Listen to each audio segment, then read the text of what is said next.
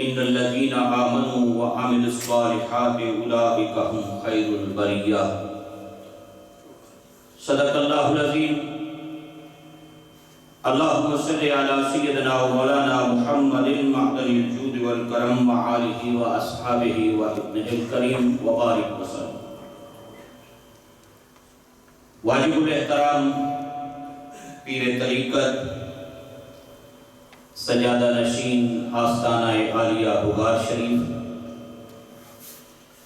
حضرت صاحبزادہ پیر ڈاکٹر محمد ساجد الرحمن صاحب دامت برکاتہ العالیہ، مفتی اہل سنت استاد العلماء حضرت علامہ مفتی محمد انصر القادری دامت برکاتہ العالیہ، دیگر مہمانان گرامی، علماء کرام اور آج کے اس عرس مبارک کی بابرکت تقریب میں شریک یاران طریقت اور اہل اسلام، السلام علیکم ورحمۃ اللہ وبرکاتہ. آج الحمدللہ ایک مرتبہ پھر مشائخ کے بغار شریف کے اس سالانہ عرس مبارک کے خوبصورت اجتماع میں ہم جامعہ مسجد غوثیہ کیتلی میں حاضر ہیں. رب کریم اس حاضری کو اپنی بارگاہ میں شرف قبولیت عطا فرمائے. حضرات، ہم اہل تصوف ہیں، صوفیاء کے ماننے والے ہیں، بزرگان دین کے ساتھ ہماری نسبت ہے. ہم اہل اللہ سے محبت کرتے ہیں، پیار کرتے ہیں کہ ہمارے محسنین لوگ ہیں. اس لیے ہم ان کی بارگاہ میں خراج عقیدت پیش کرنے کے لیے جمع ہوتے ہیں، ان کا عرس مناتے ہیں، ان کی یاد میں محافل کا اہتمام کرتے ہیں. اور یہ اس لیے بھی ضروری ہے کہ اگر دنیا میں کسی نے کسی پر کوئی احسان کیا ہو تو بندہ اس محسن کو ہمیشہ یاد رکھتا ہے. اپنے محسنین کو بھلایا نہیں جاتا بلکہ یاد رکھا جاتا ہے کہ یہ فلاں شخص ہے جس نے فلاں موقع پر میری فلاں مشکل میں میری مدد کی تھی. میں پاکستان میں تھا، اس نے مجھے انگلینڈ بھجوایا، اس نے میرا ویزا لگوایا، اس کی وجہ سے میں یہاں پر آیا. فلاں نے فلاں نے کی. بندہ اپنے محسنین کو فراموش نہیں کرتا، بھلاتا نہیں بلکہ یاد رکھتا ہے.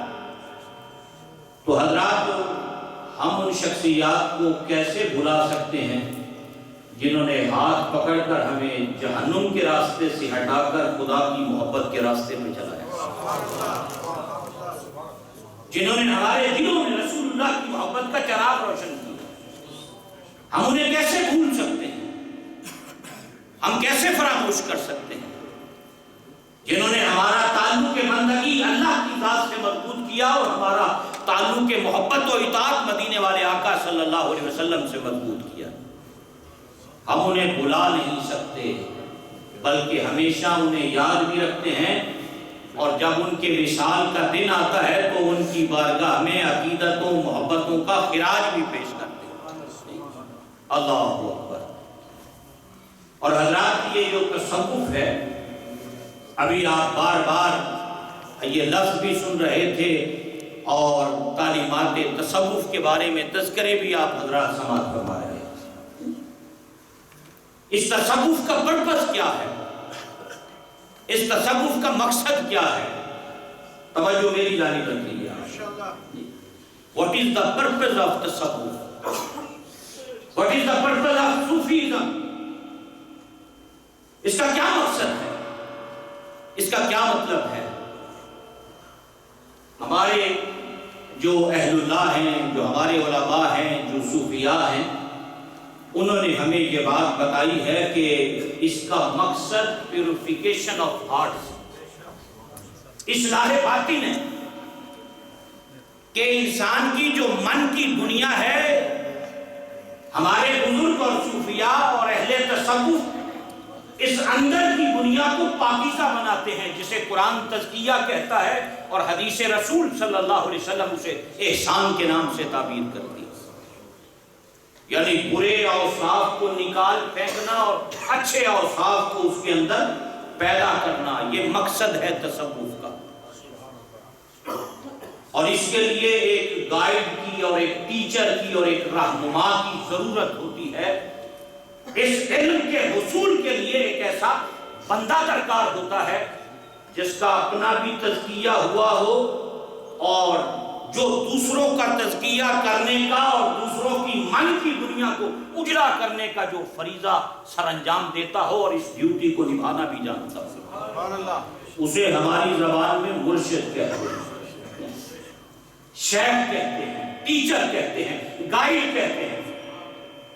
مرشد او سہیلیے جیڑا دو جگ خوشی وکھائے ہو، اول غم ٹکڑے دا بیٹے وط رب دا راہ سجائے ہو، اس کلر والی کدی نو جا چاندی خاص بنائے ہو، جے مرشد ایتھے کچھ نہ کیتا باہو وہ کوڑے لارے لائے ہو، کوڑے لارے لائے۔ کامل مرشد ایسا ہوئے جڑا تو بھی وانگڑ چھٹے ہو، نال نگاہ دے پاک کرے وچ سجی صابون نہ گھتے ہو، میلیاں نو کر دے وے چٹا وچ ذرا میل نہ رکھے ہو۔ کامل مرشد ایسا ہوئے باہو جڑا لولو دے مڈ وسے۔ اور اسی کو سلطان صاحب نے اپنے کلام میں کہ مرشد مرید کے سینے میں تقوی کا نور پیدا کرتا ہے، وہ بیج توحید خداوندی کا اس کے اندر ڈالتا ہے، پھر اس کی نگہبانی کرتا ہے۔ جس طرح ہمارے علماء کتابیں تصنیف کرتے ہیں نا، کتابیں لکھتے ہیں، مرشد افراد تصنیف کرتے ہیں، رجال تیار کرتے ہیں، ایسے لوگ دنیا کو مہیا کرتے ہیں جن کا وجود معاشرے کے لیے خیر کا سرچشمہ ہوگا، جن کے وجود سے خیر پھوٹتی ہے معاشرے کے اندر۔ اللہ اکبر۔ اور سلطان العارفین رحمت اللہ تعالی علیہ آپ فرماتے ہیں اس کام کے کرنے کے لیے مجاہدات کی بھٹی سے اپنے آپ کو گزارنا پڑتا ہے، اور جب بندہ گزرتا ہے جسے تصوف کی زبان میں ریاضت کہتے ہیں، مجاہدہ کہتے ہیں، جب محنت کرتا ہے تو پھر اللہ اپنے فضل کے دروازے، رحمت کے دروازے اس کے لیے کشادہ فرماتا ہے۔ ثابت صدق تے قدم اگیرے تائیوں رب لبیوے ہو، لولو دے گئی ذکر اللہ کا ہر دم پیا پڑھیوے ہو، ظاہر باطن عین عیانی ہو پیا سنیوے ہو، نام فقیر تنہا کا باہو قبر جنہا بھی جیوے ہو۔ پھر قبر زندگی کی علامت بنتی ہے ہم لوگوں، یہ تقوی کا نور دلوں میں آتا ہے، پرہیزگاری کی نعمت نصیب ہوتی ہے، نیک لوگوں کی سنگت کی ابھی آپ بات سماعت فرما رہے تھے ملا بختیار پیرزادہ صاحب، یعنی ڈیجیٹل نہیں فزیکل صحبت۔ اور آج ہم میں سے ہر شخص کسی نہ کسی کی صحبت میں ہے، کسی نہ کسی کی مجلس میں ہے، ہمیں نیک لوگوں کی کمپنی اور سنگت اور صحبت آج اختیار کرنے کی ضرورت ہے۔ اور یہ اولیاء اللہ اور صلحاء اور صوفیاء اور ہمارے اسلاف، ان کی زندگی کا مشن یہی رہا، وہ تقوی کا نور، پرہیزگاری کی نعمت۔ اور جسے یہ نصیب ہو جائے حضرات، وہ خوشبخت اور خوش قسمت بندہ ہے کہ اسے پھر نبی کریم صلی اللہ علیہ وسلم کا قرب نصیب ہو جاتا ہے۔ حضرت معاذ بن جبل رضی اللہ تعالیٰ عنہ، آپ نے علماء سے بارہا ان کا تذکرہ سنا ہوگا، بڑے خوبصورت جوان تھے جن سے سرور عالم صلی اللہ علیہ وسلم جوانی میں اسلام قبول کیا، اتنے خوبصورت تھے۔ ایک دن حضور کریم علیہ السلام نے قسم اٹھا کر فرمایا، معاذ مجھے اللہ کی قسم میں تجھ سے پیار کرتا ہوں، میری امت میں قیامت کے دن میری امت کے علماء کی سب کا امام معاذ بن جبل ہو، میری امت میں سب سے زیادہ حلال اور حرام کا علم رکھنے والا معاذ بن جبل۔ یمن کی طرف گورنر بنا کر بھیجا، نبی پاک علیہ السلام نے فرمایا میں اپنا بہترین آدمی تمہاری طرف بھیج رہا ہوں۔ جب سرور عالم صلی اللہ علیہ وسلم نے ان کو روانہ کیا تھا تو سواری پر ان کو بٹھایا، منصب کا احترام اپنی امت کو سکھایا۔ حضور پیدل چل رہے تھے اور وہ ثنیۃ الوداع والی جگہ جہاں سے آپ قافلوں کو رخصت فرمایا کرتے تھے، وہاں نبی پاک علیہ السلام رکے اور رک کر معاذ بن جبل کو آخری بات کہی، نصیحتیں فرمائیں، آخر میں فرمایا معاذ سن یہ تیری اور میری آخری ملاقات ہے، اب جب تم لوٹ کر آؤ گے میری قبر سے تمہارا گزر ہوگا، میری مسجد سے تمہارا گزر ہوگا۔ اب آپ اندازہ فرمائیں کیا عالم ہوگا اس عاشق صادق پر جسے یہ بتایا گیا کہ آج میری آخری ملاقات ہے، مجھے یمن بھیج رہے ہیں۔ مشنری لوگ تھے، مشن کی خاطر جان دینے والے لوگ تھے۔ آج ہمیں کوئی کہے کہ اس دین کی خاطر یہاں سے اس شہر سے نکل کر دوسرے شہر میں ہجرت کر جاؤ، ہمارے لیے بڑا مشکل کام ہے۔ نبی پاک علیہ السلام کی ایک ایک حکم پر گھر چھوڑے، اپنی جائیدادیں چھوڑی، دین کی خاطر کہاں سے کہاں تک وہ لوگ گئے۔ اور جب رونا شروع کیا حضرت معاذ بن جبل نے یہ سن کر تو سرکار کی آنکھوں میں بھی آنسو آ گئے۔ حضور نے اپنا رخ پھیر لیا اس طرح مدینہ منورہ کی جانب اور فرمایا ان اول الناس بی المتقون من کانوا وحیث کانوا، معاذ سن میرا قرب ہمیشہ متقی لوگوں کو نصیب رہے گا، وہ کوئی بھی ہو، وہ کہیں کا بھی رہنے والا۔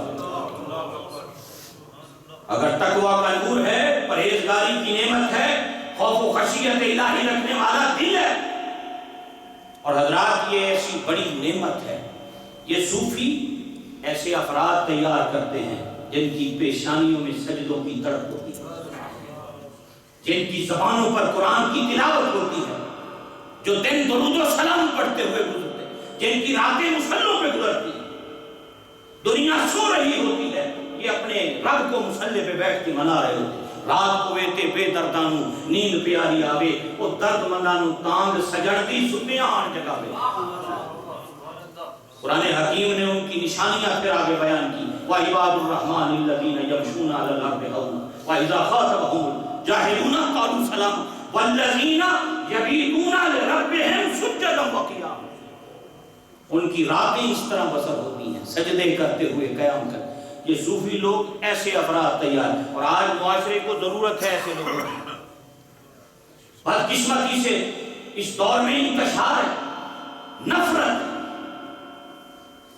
ہمیں پتہ ہی نہیں کہ ہم نے کام کیا کرنا ہے، کس انداز میں کرنا ہے، اور بالخصوص جو ہم یورپ میں بسنے والے لوگ ہیں ہمیں تو اس چیز کا احساس ہی نہیں ہے۔ ہر شخص کا جس طرف رخ ہے اسی طرف وہ چل رہا ہے، اور وہ سمجھ رہا ہے کہ جو میں کر رہا ہوں یہی حق ہے، باقی سب غلط ہے۔ اور ایسی نفرت کی فضا آج ہمارے بالخصوص اہل سنت کے اندر پیدا ہو گئی، علمان الحفیظ۔ اور آج سے بہت عرصہ پہلے جو باتیں ہم جہادی لوگوں کی زبانوں سے سنا کرتے تھے، وہ تنظیمیں جن کو یہاں بین کر دیا گیا، آج وہی بولی ہمارے لوگ بول رہے ہیں، وہی باتیں آج ہمارے لوگ کر رہے ہیں، ہمارے نوجوان کر رہے ہیں۔